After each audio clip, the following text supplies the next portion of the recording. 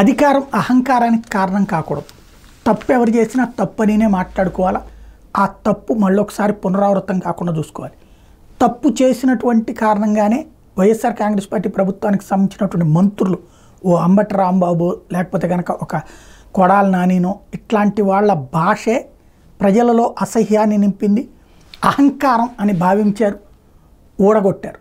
ఇప్పుడు ప్రభుత్వం ఏర్పడి 10 రోజులు కూడా కాకముందే అయ్యన్న పాత్రుడు చేసినటువంటి బూతులతో మాట్లాడుతూ అధికారులని సంబోధించినటువంటి తీరు సబబేనా?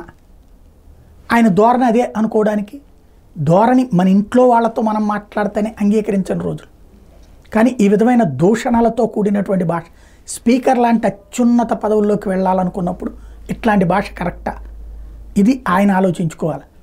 అలాగే అచ్చెన్నాయుడు ఇచ్చినటువంటి స్టేట్మెంట్, పచ్చబిళ్ళ పట్టుకుని ప్రభుత్వ కార్యాలయాల దగ్గరికి వెళ్ళండి, టీ బిస్కెట్ ఇచ్చి మీకు పని చేసి పెట్టాలి, లేకపోతే ఆ అధికారి సంగతి చూస్తానంటే అప్పుడు అక్కడ మన పార్టీ పెత్తనం అవుతుంది.